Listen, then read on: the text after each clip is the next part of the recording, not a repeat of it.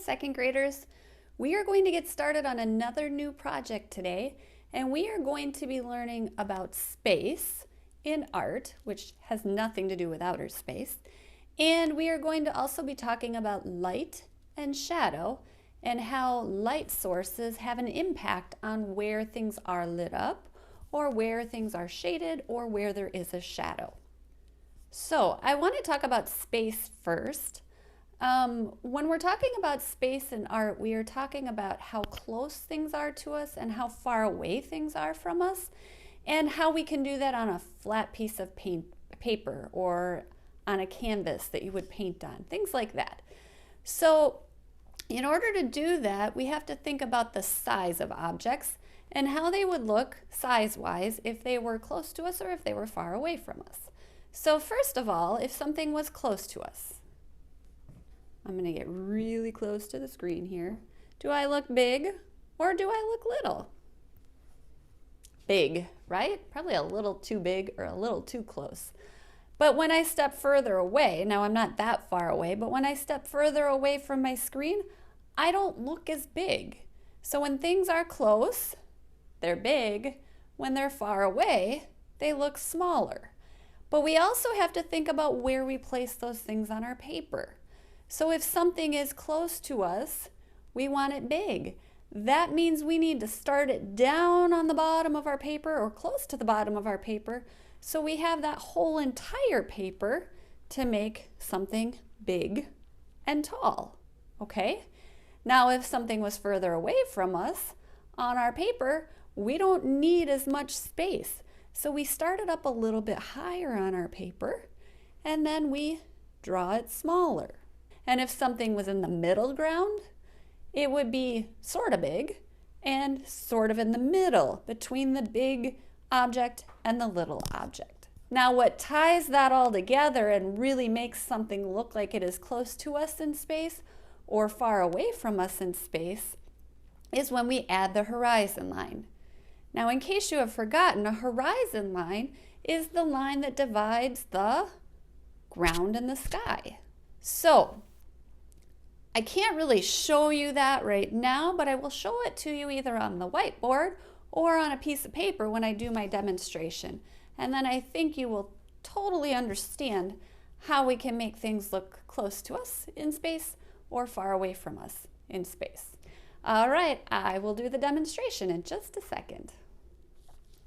Okay, so I am going to draw using Sharpie so that you can see this a little bit better, but I do want you all to draw using pencil. What I am going to do is start by drawing my big tree. And again, we're going to show space. So we'll draw more than one tree. I am going to take my finger and just put a little mark at the top of my finger. That's where I want you all to start your tree. Now, you're going to be using a big piece of paper, so yours will look a little bit different than mine. But I do want you to do the same thing, where you just set your finger down and then put a mark at the top of it so that you go up that amount of space from the bottom of the paper. What you're going to do is start by going out a little bit, going in, and then curving up towards that upper corner of your paper. And then do the same thing on the other side, like that, okay? Now, I'm gonna bring this in and make like a V shape right here and bring this up over here. So now it's like I have the letter Y, okay? From here, I am going to start making branches coming off of my tree. And notice how where they connect to the trunk of the tree, it's the widest, and then it gets out and goes skinnier and skinnier and skinnier. You want to make sure you do that with all of your branches.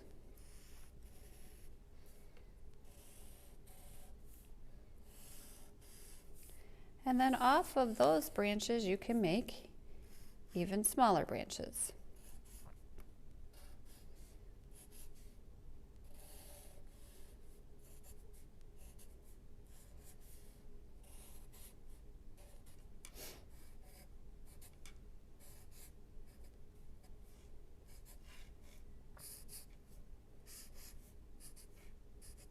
Okay, now we're learning about showing space.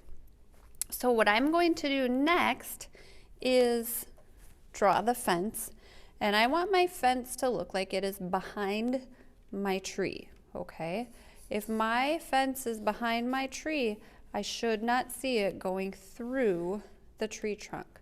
So what I'm going to have you do is like start up from the bottom of the tree, go over to the edge of your paper and put a mark. Then I want you to put your fingers sideways. So we're going to use the width of your finger to make the railings of your fence. Like that. Then the width of 3 fingers. And this is the space in between the 2 railings of the fence. So at this point, it kind of looks like 2 tire tracks or kind of like a train track. What I need to do now is make the posts so that my 2 railings can stay up. Right now it's like they're floating, and that's not possible. So for the posts, and again, the bottom of the post needs to stay above the very bottom of the tree. So maybe I want a post right here, okay? I want my post to be as wide as my finger also. It has to go straight up, just above the top railing, straight up, and make a skinny rectangle. So it goes just below the bottom railing and just above the top railing, and then we do the 3 fingers again.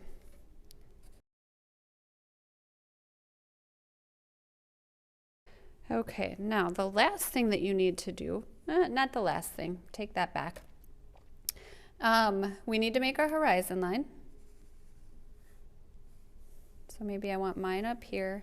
Maybe I want a little tree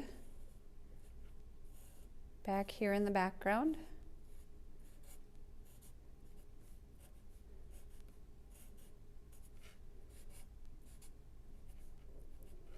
Okay.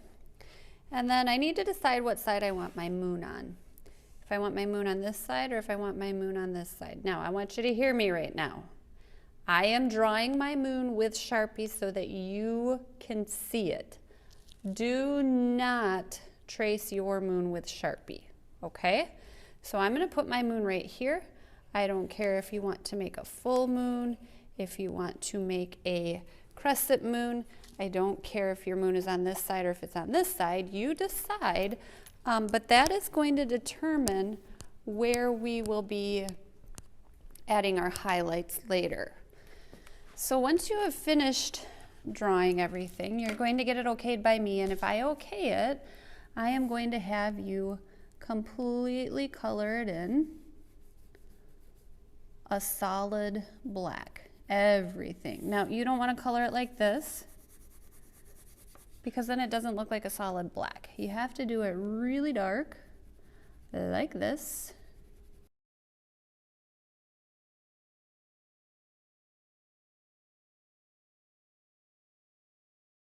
So we're going to pretend that I had finished coloring that in. You're going to use white to do your moon. And now I am ready to add highlights. This part is a little bit tricky, okay? What I do not want you to do is trace around your whole entire tree. That is not what it would look like. If my moon is on this side, that means that branches that are facing this way are going to have the highlights, or branches that are facing up. So it would look something like this.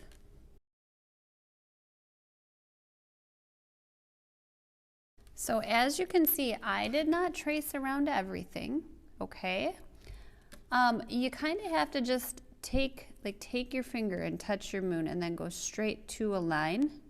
And if your finger touches that line before going through the branch, then that one would have a highlight on it. I don't think you could see that. So what I was saying is if I go like this, the first thing I hit is this side of this branch. So that's where the highlight would go. I can't go, the light can't go through the branch, so there would be no highlight here, okay? There would also be some highlights on this side of my tree because of where the moon would be hitting on this side. And then to finish up, it would be to put highlights on top of my railing and on top of my post, on top of this one, and then on this side right here of every post, because that's the side that the moon would be hitting, the moonlight would be hitting.